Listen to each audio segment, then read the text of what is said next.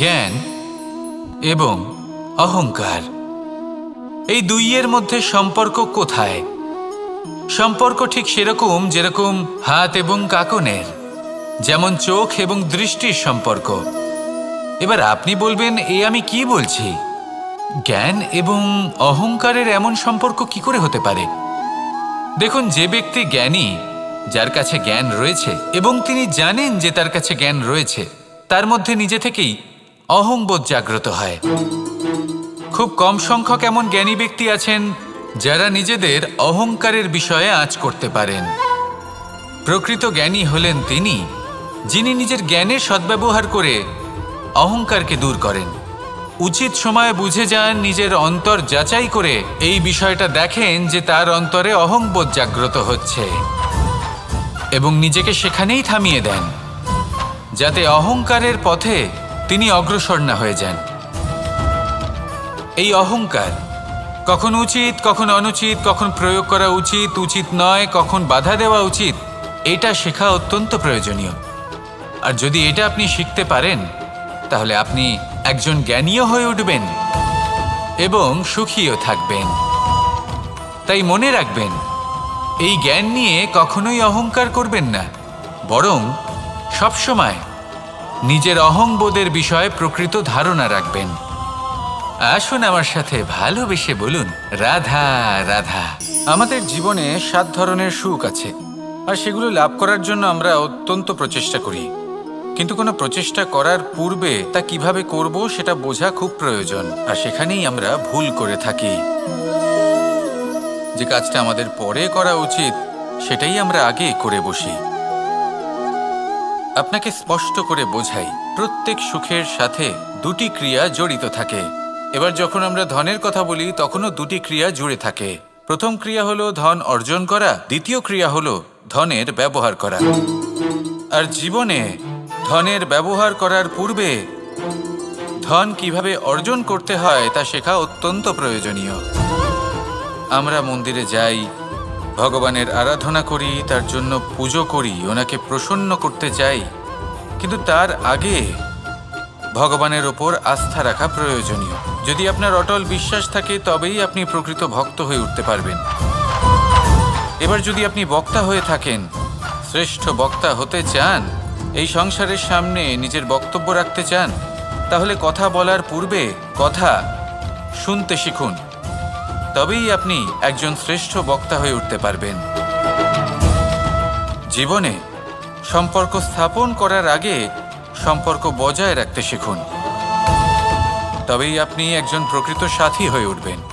জীবনে পরাজয় মানার পূর্বে বিজয়ী হওয়ার চেষ্টা কিভাবে করতে হয় সেটা শিখুন, তবেই আপনি একজন নিপুণ ব্যক্তি হয়ে উঠবেন। অন্তিম এবং সবথেকে গুরুত্বপূর্ণ কথা, জীবনে ভালোবাসা লাভ করার পূর্বে ভালোবাসা প্রদান করতে শিখুন, তবেই আপনি একজন প্রকৃত প্রেমী হয়ে উঠবেন। আসুন আমার সাথে ভালোবেসে বলুন, রাধা রাধা। এই সংসারের সবথেকে বড় যুদ্ধ কোনটা? দেব-অসুরের যুদ্ধ, যা অনেক বছর ধরে চলেছিল, নাকি রাম রাবণের যুদ্ধ, নাকি মহাভারত? না, সংসারের সবথেকে বড় যুদ্ধ হলো সেইটা যা নিজের সাথে লড়া হয়, নিজের মনের সাথে লড়া হয়, নিজের অন্তরের সাথে লড়া হয়। এটাই সবথেকে বড় যুদ্ধ। এবার নিজেই দেখুন আপনার সবথেকে বড় শত্রুকে। আপনার স্বার্থ, আপনার কামনাগুলি, আপনার অহংকারগুলি, যা আপনাকেই নষ্ট করে দেয়। যদি এদের ওপর আপনি বিজয় লাভ করতে পারেন, তাহলে ধরে নিন এই সংসারে সবার ওপরে আপনি বিজয় লাভ করতে পারবেন। এই সংসারে কেউ আপনাকে পরাজিত করতে পারবে না, কিন্তু তার জন্য প্রয়োজন অনুভূতির। অনুভূতি ভালোবাসার, অনুভূতি অনুপ্রেরণার। যে ব্যক্তি ভালোবাসতে পারেন এবং প্রেরণা দিতে পারেন, তিনি চিরকাল জয়লাভ করতে পারেন। নিজের কাছে ভালোবাসার এক অস্ত্র রাখুন আর প্রেরণার এক ঢাল। জীবনে কেউ আপনাকে পরাজিত করতে পারবে না। আসুন আর আমার সাথে ভালোবেসে বলুন, রাধা রাধা। সৌন্দর্য। মানুষ নিজের সৌন্দর্যের বিষয়ে কতটা ভাবে, চায় যে সে সব থেকে বেশি রূপবান হবে, সব থেকে বেশি সুন্দর হবে। কিন্তু সৌন্দর্যের পরিভাষা কি তা কি সে জানে? কোনো মাকে জিজ্ঞেস করুন, ওনার জন্য সৌন্দর্যের পরিভাষা ওনার সন্তান। কোনো ভক্তকে জিজ্ঞেস করুন, ওনার জন্য সৌন্দর্যের পরিভাষা ওনার ভগবান। শ্রীরামকে জিজ্ঞেস করুন, ওনার জন্য সৌন্দর্যের পরিভাষা হলো হনুমান।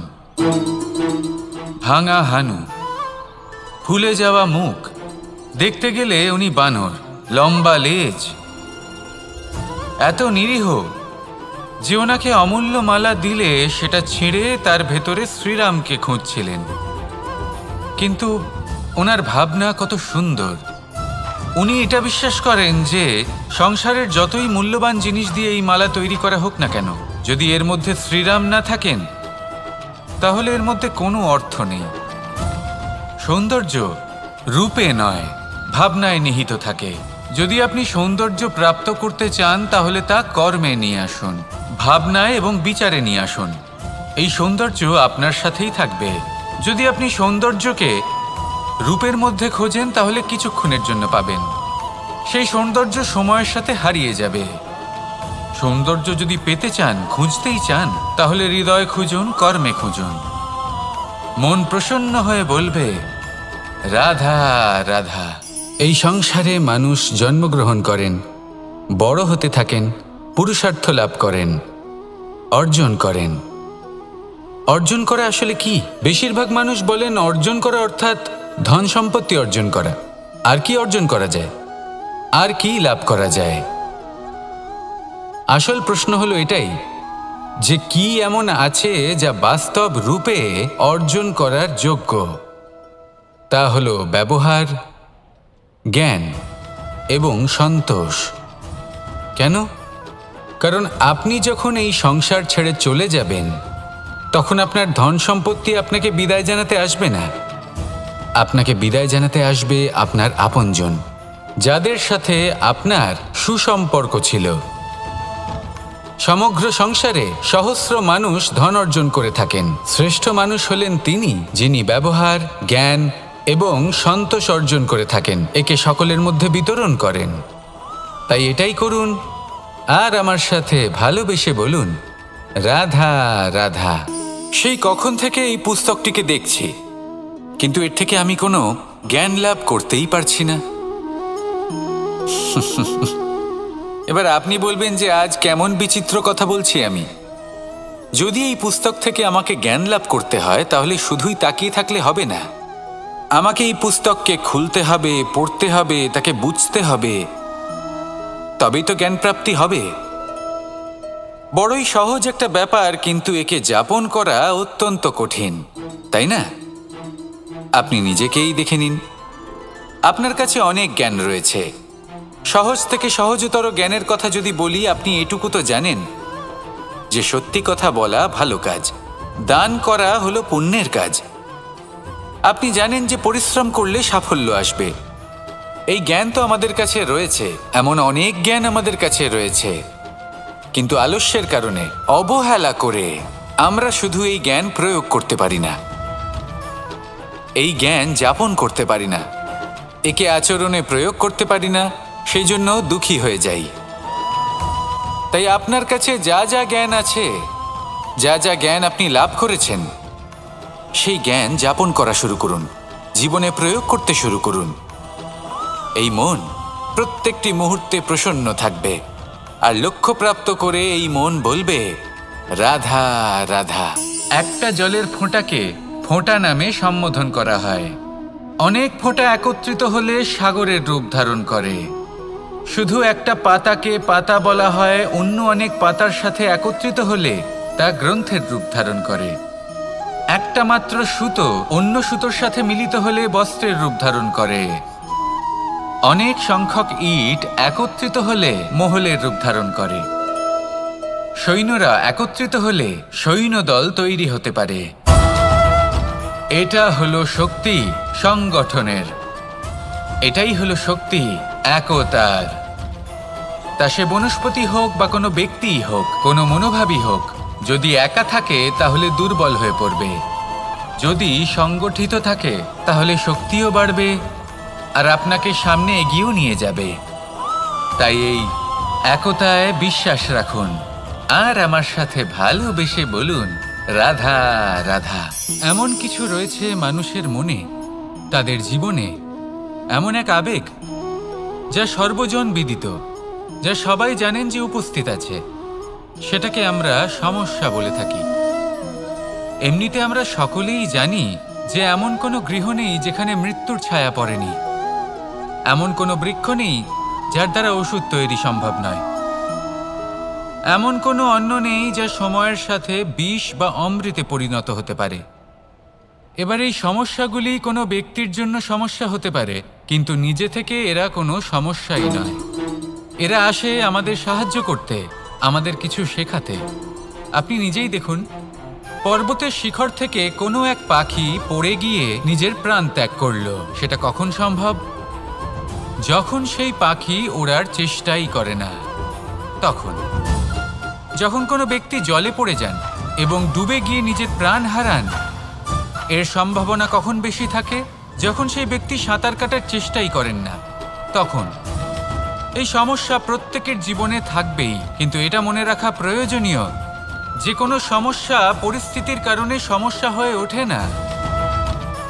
এই পরিস্থিতি যখন আমাদের সামনে আসে, আমাদের তা কঠিন মনে হয়, আমরা নতমস্তক হয়ে পড়ি, ভয়ভীত হয়ে পড়ি, তার সম্মুখীন হতে পারি না। তখন তা সমস্যার রূপ নেয়। দৃঢ় হয়ে দাঁড়িয়ে থাকুন সাহসের সাথে, এই পরিস্থিতিগুলির সম্মুখীন হন। দেখবেন সমস্যা কখন সাফল্যে পরিণত হবে আপনি জানতেই পারবেন না। আসুন আমার সাথে ভালোবেসে বলুন রাধা রাধা। এই সংসারে কখনো কোনো ব্যক্তিকে তার বাইরের পোশাক দেখে বিচার করার চেষ্টা করবেন না। এটা খুব বড় ভুল করবেন।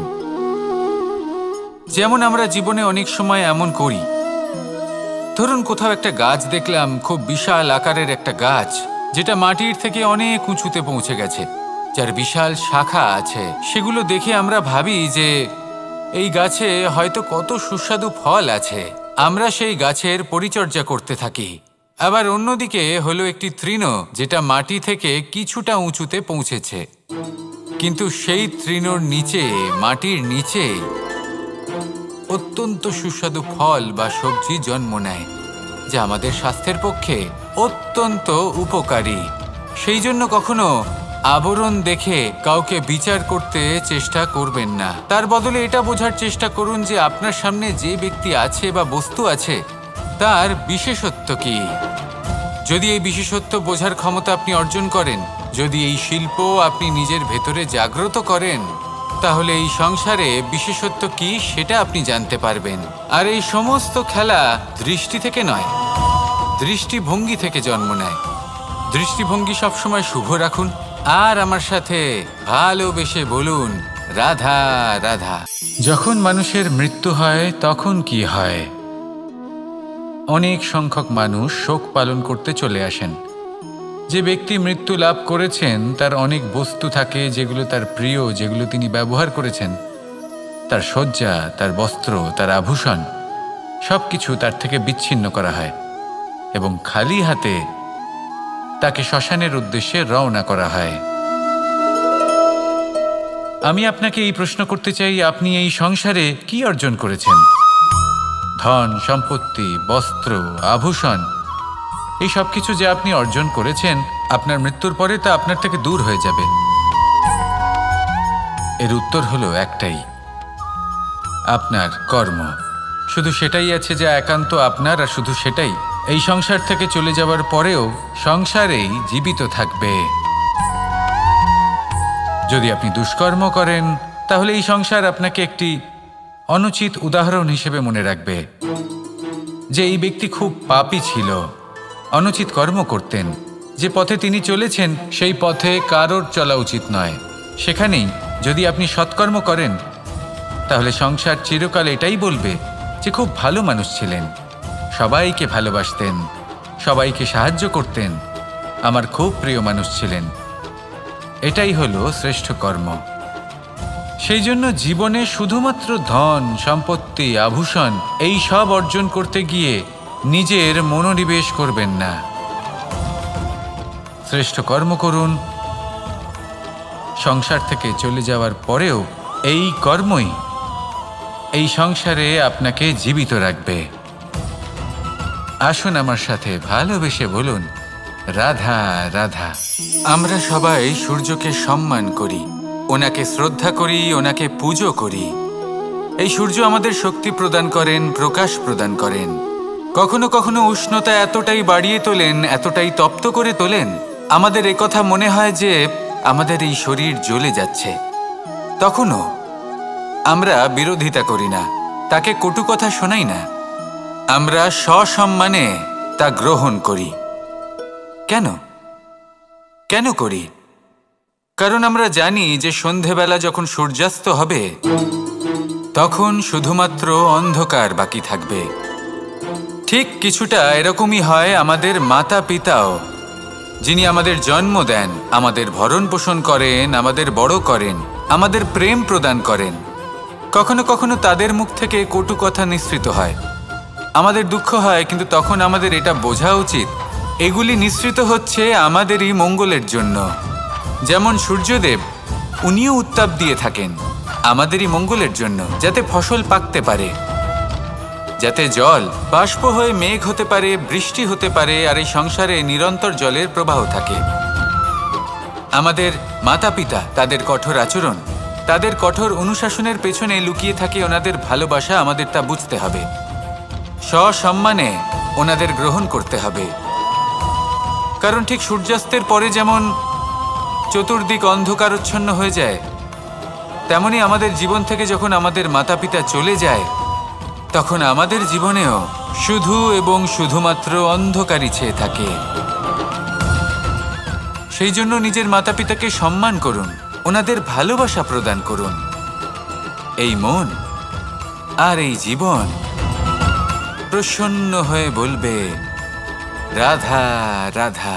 পরিস্থিতি কখনো এটা ভালো থাকে, আবার কখনো মন্দ হয়ে যায়। কখনো এই পরিস্থিতি আমাদের পক্ষে থাকে, আর কখনো এই পরিস্থিতি অনুযায়ী আমাদের চলতে হয়, কোনো বিকল্প থাকে না। কিন্তু যখনই এই পরিস্থিতি খারাপ হয়ে যায় তখন কি করা উচিত সেই প্রশ্ন মনে জেগে ওঠে। পরিস্থিতি যখন প্রতিকূল হয় তখন আমরা কিছু হারালে তা হারিয়ে ফেলি, ঠিক আছে, কিন্তু যা বাকি আছে সেটা আমরা আগলে রাখতে পারি। পরিস্থিতিকে সামলে রাখার চেষ্টা আমরা অবশ্যই করতে পারি, শুধু সেটুকুই আমাদের হাতে রয়েছে। কিন্তু এর থেকেও বড় সমস্যা আছে, অহংকার। কখন প্রবেশ করে আমরা জানতেও পারি না। এই অহংকার আপনাকে বুঝতেও দেবে না যে আপনি সত্যি কিছু হারিয়েছেন, আপনার কিছুই যাবে আসবে না। দেখতে গেলে আকাশের সূর্য নিজের প্রকাশ হারিয়ে ফেলে যখন অন্ধকার ঘনিয়ে আসে। তাহলে আমরা কে হই? ওনার সামনে তো কিছুই নই। এই অহংকার আমাদের দমন করতেই হবে। এটা বিশ্বাস করতে হবে যে এই সমগ্র সৃষ্টিতে আমরা শুধুমাত্র একটা কণা, তার থেকে বেশি আর কিছুই নয়।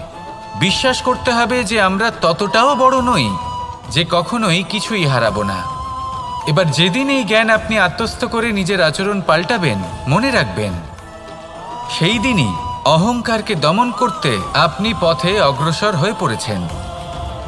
এই অহংকারকে দমন করুন আর আমার সাথে ভালোবেসে বলুন, রাধা রাধা। আমি দ্বারকাধীশ এবং আমার সভাতে বিভিন্ন সময় বিভিন্ন ধরনের মানুষ আসেন, নিজেদের দাবি নিয়ে, নিজেদের ইচ্ছে নিয়ে। কখনো কেউ ভোজন চান, আবার কখনো কেউ ওষুধ, কখনো কেউ বস্তু চান, কেউ আবার চান বস্ত্র। কারোর জ্ঞান চাই, কারোর ধন চাই, আবার কারোর বাসস্থান। অনেক সময় আমি এই অনুরোধ, এই ইচ্ছে পূর্ণ করি না। এবার আপনি এটা ভাবতেই পারেন যে কৃষ্ণ তো তাহলে লোভী, ওর কাছে তো সবকিছুই রয়েছে, তারপরেও সে নিজের প্রজার ইচ্ছে পূর্ণ করে না, তাদের সমস্যাগুলি বুঝতে পারে না, তাদের সুখ স্বাচ্ছন্দ্য প্রদান করে না। আসল সত্য হলো এটাই যে কোনো সবল ব্যক্তি, যে কোনো গৃহস্থ ব্যক্তি যে কাজ করতে সক্ষম তার পরিশ্রম দ্বারাই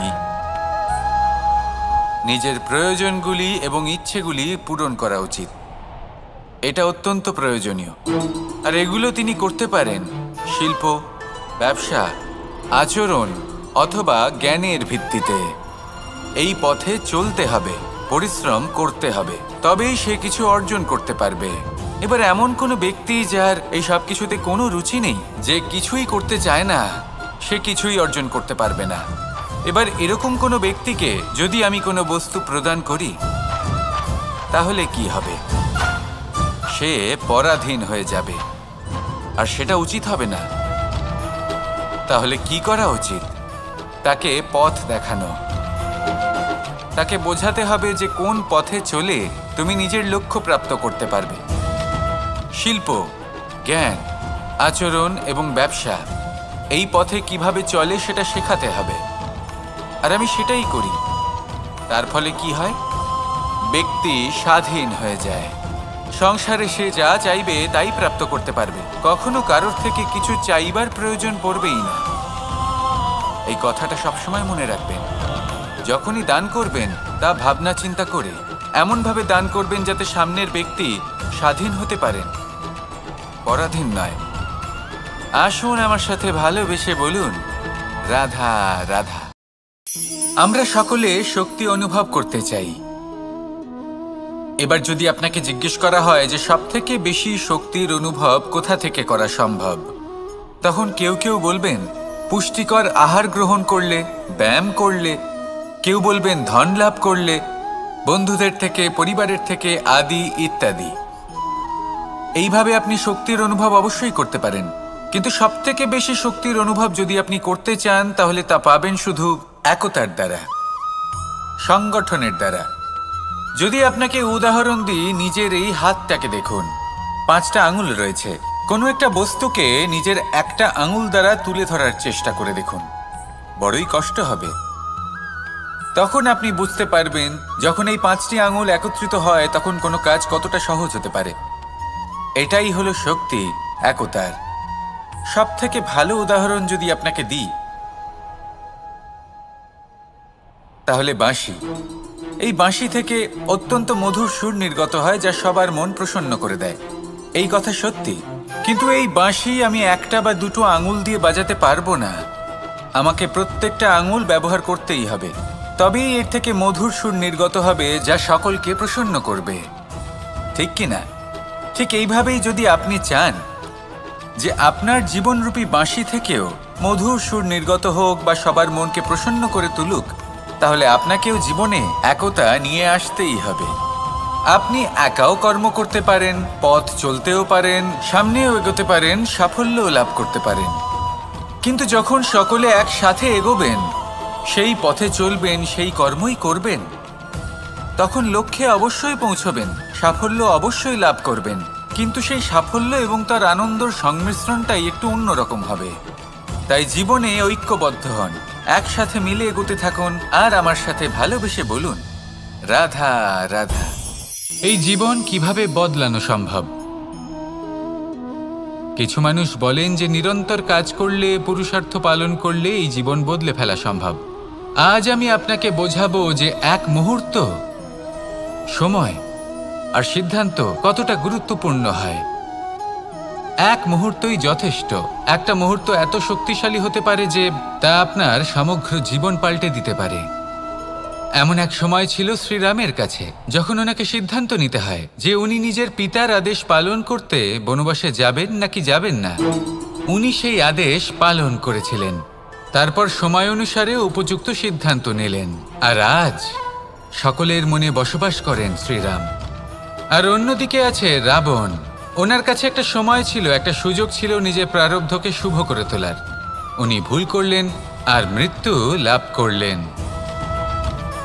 নির্বাচন সবসময় আপনার হাতে, শুধু আপনাকে সময়কে বুঝতে হবে, সেই মুহূর্তকে বুঝতে হবে আর উচিত সিদ্ধান্ত নিতে হবে, ব্যাস। বুঝতে শিখুন এই সময়ের দাবি কি, বুঝতে শিখুন এই সময়ের ইচ্ছে কি, আর উচিত সিদ্ধান্ত নিন। আর আমার সাথে ভালোবেসে বলুন, রাধা রাধা।